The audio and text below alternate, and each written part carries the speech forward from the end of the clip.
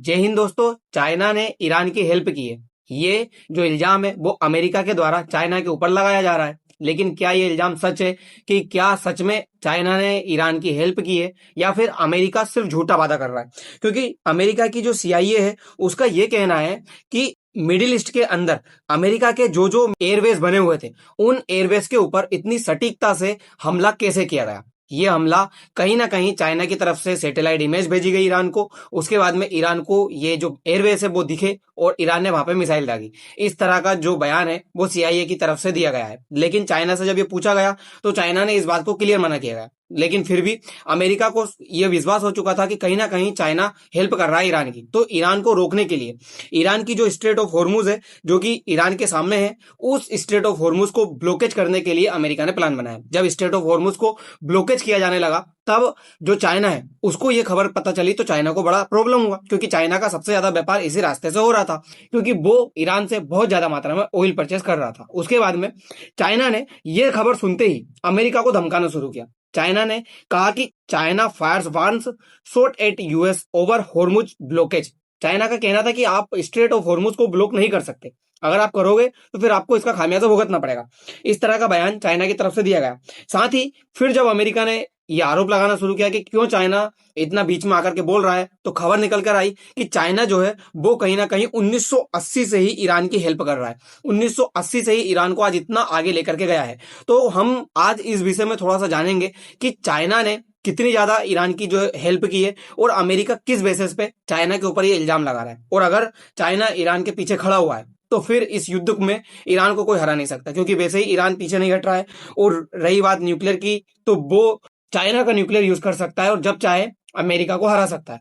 ये सारी की सारी प्रॉब्लम अमेरिका के लिए क्रिएट हो रही है, ना कि ईरान के लिए। देखिए, सारे के सारे जो न्यूज़पेपर्स है वो इसी चीज को खबर कर रहे हैं। ईरान के पास में सिर्फ मिसाइल है, उसके बाद भी ईरान इतना आगे क्यों गया और मिसाइल के मामले में भी ईरान इतना आगे कैसे चला गया। तो अनुमान यही लगाया जा रहा है कि चाइना जो है कहीं ना कहीं अंदर ही अंदर, चाइना बता नहीं सकता कि चाइना ईरान की हेल्प कर रहा है, लेकिन चाइना बैकडोर से हर हाल में ईरान की हेल्प कर रहा है। ये खबर आज पुष्ट हो जाएगी इस न्यूज में। मैं आपको पूरा जब समझाऊंगा, क्लियर दिखाऊंगा, तो आपको समझ में आ जाएगा कि हाँ ये सब कुछ हो रहा है।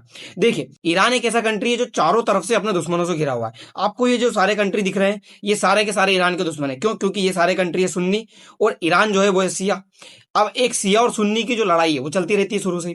तो शिया कंट्री रहा ईरान, सुन्नी कंट्री सारे के सारे इराक, सऊदी अरब, कतर, बहरीन, कुवैत, यमन, ये सारे के सारे सुन्नी कंट्री, जिनमें से सुन्नी कंट्रियों का लीडर जो है वो है सऊदी अरबिया। इसके साथ में पहले से ही ईरान के अच्छे संबंध नहीं है। ईरान जो है इनके साथ में लड़ता हुआ आ रहा है।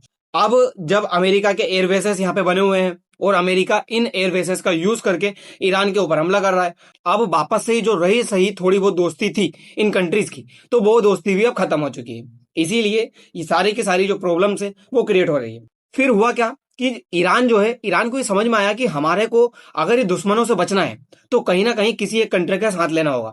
तो उस एक कंट्री में इसको समझ में आया कि मैं अमेरिका का साथ तो ले नहीं सकता, क्योंकि अमेरिका पहले ही इन सारे कंट्री के साथ में खड़ा हुआ है। ये जो सारे के सारे सुन्नी कंट्रीज है, ये अपना बड़ा भाई किसको मानते हैं? ये अपना बड़ा भाई अमेरिका को ही मानते हैं। तो अमेरिका तो इनके साथ खड़ा हो गया। अब चाइना, अब ईरान के साथ में कोई ना कोई कंट्री तो खड़ा होना चाहिए। तो ईरान ने देखा चाइना की तरफ।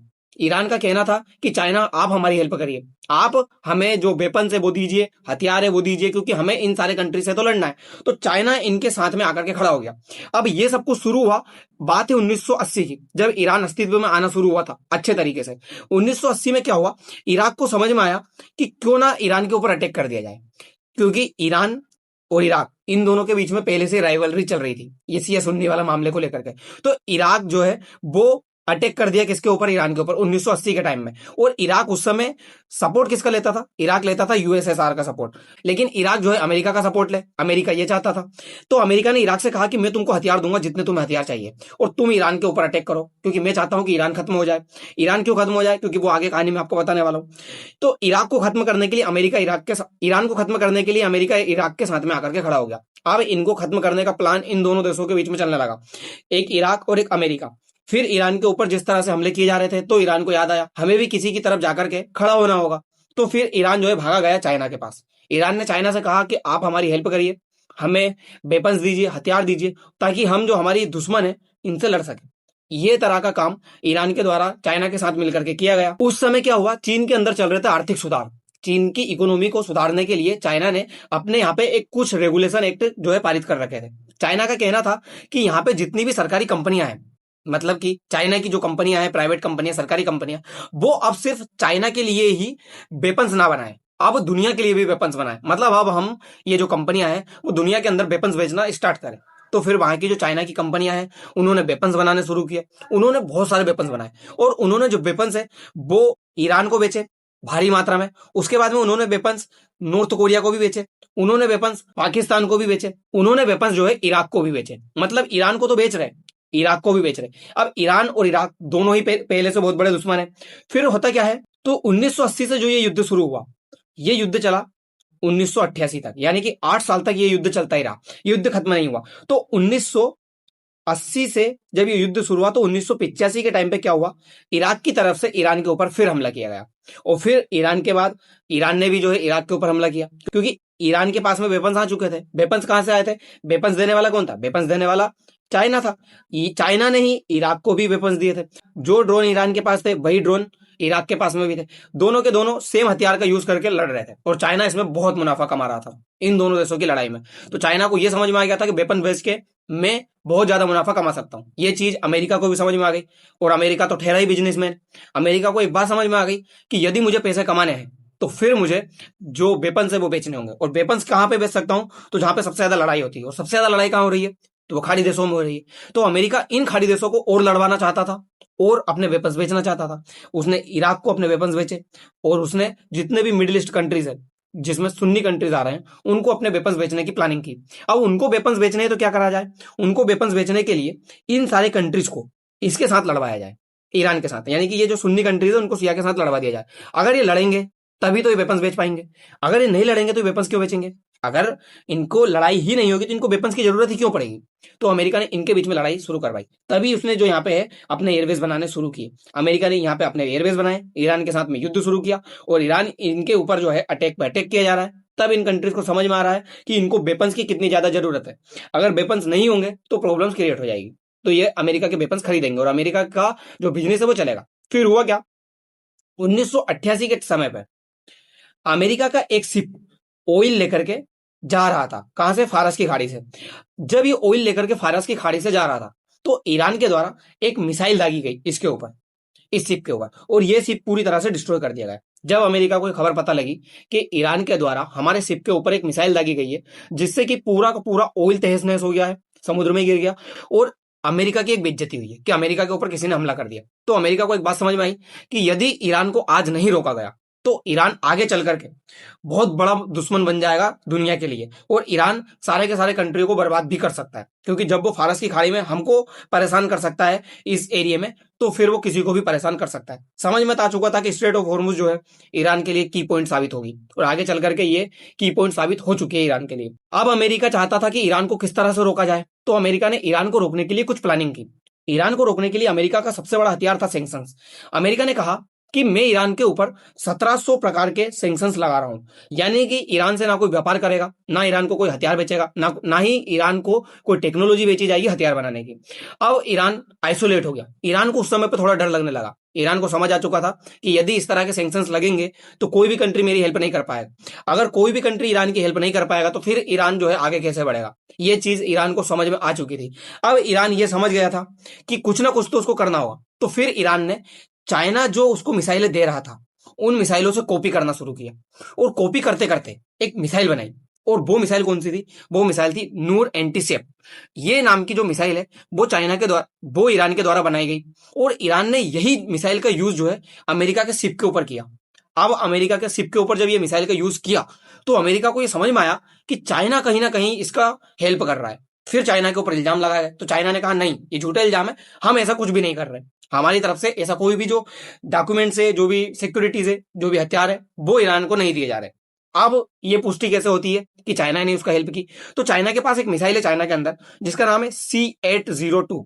ये जो मिसाइल है, ये जो नूर एंटीशिप जो कि ईरान की मिसाइल है उसकी हूबहू कॉपी है। मतलब 19-20 का भी इसमें फर्क नहीं है, सेम टू सेम मिसाइल है। तो फिर केवल नाम ही बदला गया है, मिसाइल सेम रखी गई है, कलर चेंज किया गया है, मिसाइल सेम रखी गई है, इसमें सिर्फ कलर चेंज है। अब चाइना ने किस तरह से ये मिसाइल पहुंचाई ईरान के अंदर, क्योंकि अमेरिका ने तो सैंक्शंस लगा रखे थे। तो चाइना ने गेम खेला। चाइना ने क्या करा, इसका जितना इतना बड़ा पार्ट है इसको अलग किया, इस पार्ट को अलग किया, इस पार्ट को अलग किया, इन सारे पार्ट्स को अलग किया और अलग तरीके से, अलग अलग टाइप से पाकिस्तान के अंदर भेजा। पाकिस्तान से कहा कि ये सारे के सारी चीज जो है ईरान के अंदर भेज देना। तो पाकिस्तान ने ही ईरान की हेल्प की है। इसलिए आपने देखा होगा कि पाकिस्तान एक सुन्नी कंट्री होने के बाद भी सिया कंट्री की क्यों इतनी हेल्प करता है, क्योंकि इन दोनों के बीच में अंदर ही लड़ाई चलती रहती है, लेकिन जब ऊपर मंच आता है तो ये दोनों के दोनों कंट्री साथ हो जाते हैं। ईरान हेल्प करता है पाकिस्तान की, और इसी तरह से पाकिस्तान हेल्प करता है ईरान की। यूएन के अंदर अगर कोई मुद्दा आता है तो वो पाकिस्तान जो है ईरान के सपोर्ट में बोल देता है। तो ये वही चीज है, ईरान की हेल्प करता रहता है पाकिस्तान, और ईरान इसके बदले पाकिस्तान को ऑयल देता है, सस्ता ऑयल देता है, वेपन्स देते हैं। और जो ये मिसाइल है, आपने पाकिस्तान के पास में एक मिसाइल सुनी होगी फतेह, ये फतेह मिसाइल वही है जो ईरान के द्वारा पाकिस्तान के लिए हेल्प की गई थी। अब यही मिसाइल का फिर उसने ऑपरेशन सिंदूर में हमारे ऊपर यूज किया। तो ये कहीं ना कहीं साठगांठ दोनों के दोनों कंट्री की चली आ रही है। दूसरी तरफ ईरान ने भारी मात्रा में चाइना से हेल्प लेना शुरू की, और चाइना ने अंदर ही अंदर जो है ईरान की हेल्प करना शुरू की। अब ईरान ने ये कॉपी कर करके क्या हुआ, चाइना ने 2 मिसाइल दी, ईरान ने क्या किया, इस 2 मिसाइल से 2000 मिसाइल बनाई, फिर उससे 10,000 मिसाइल बनाई। इस तरह के काम ईरान के द्वारा किए जाने लगे, यानी कि सिर्फ कॉपी से कॉपी करता हुआ ईरान बहुत आगे निकलता गया। ये सारे के सारे काम ईरान के द्वारा जब किए गए तो ईरान को एक बात समझ में आ गई कि इस तरह से तो हम अमेरिका को रोक नहीं सकते, अमेरिका हमारे ऊपर अटैक करता ही रहेगा, तो क्यों ना अब न्यूक्लियर वेपन बना लिया जाए। तो ईरान ने न्यूक्लियर वेपन बनाने की एक प्लानिंग की, ईरान के द्वारा न्यूक्लियर वेपन बनाने के लेकर के काम शुरू किया गया। तो एक एजेंसी है IAEA, ये एजेंसी क्या करती है, जो भी न्यूक्लियर है दुनिया के अंदर उसके ऊपर नजर रखी जाती है। यानी कि अगर कोई कंट्री न्यूक्लियर वेपन बनाने की कोशिश कर रहा है, यूरेनियम का एनरिचमेंट कर रहा है, परमाणु संवर्धन कर रहा है, तो उसको ऊपर नजर रखी जाएगी कि क्या ये कंट्री यूरेनियम बनाने की कोशिश कर रहा है या परमाणु बम बनाने की कोशिश कर रहा है। और नए कंट्री अगर कोई बनाएगा तो उसको भी रोकेगी, और पुराना जो कंट्री के पास में न्यूक्लियर वेपन रखे हुए हैं उनका ध्यान रखेगी। तो इस तरह का काम किया गया। इन्होंने ईरान में जाकर के छानबीन शुरू की, तो इनको खबर लग गई अंदर ही अंदर कि ईरान जो है यूरेनियम बम बनाने की कोशिश कर रहा है, परमाणु बम बनाने की। लेकिन ईरान के द्वारा कहा गया कि हम ऐसा काम नहीं कर रहे। फिर इस एजेंसी ने कहा कि अगर आप ऐसा काम नहीं कर रहे हो तो ईरान के अंदर 20-20 फीट तक नीचे जो 20-20 मंजिला बंकर्स है वो क्यों बने हुए हैं जमीन के नीचे, जितना ईरान ऊपर है उतना ही ईरान के अंदर नीचे भी बने हुए हैं बंकर्स। तो ये क्यों बनाए जा रहे हैं ईरान के अंदर, ये सब कुछ शक हुआ। फिर पता चला अमेरिका को ईरान जो है न्यूक्लियर वेपन बनाने की कोशिश कर रहा है। फिर अमेरिका के द्वारा ईरान के ऊपर जो अटैक है वो किए गए, और यूरेनियम संवर्धन करने की कोशिश की गई, यूरेनियम को चुराने की कोशिश की गई। अब देखना ये होगा कि अमेरिका ईरान को ये यूरेनियम बनाने से रोकता है या नहीं, क्योंकि अमेरिका अब ईरान को और तोड़ने के लिए उसके ऊपर 2500 प्रकार के सैंक्शंस लगा रहा है। ईरान कह रहा है हमारे ऊपर तो पहले से ही सैंक्शंस लगे हुए हैं, और कितना तोड़ोगे हमें। तो अब देखना ये होगा कि क्या चलता है, कब तक ये सैंक्शंस रहते हैं और कब ये सैंक्शंस हटते हैं। दोस्तों फिलहाल के लिए इतना ही, मिलते हैं अगली वीडियो में। धन्यवाद।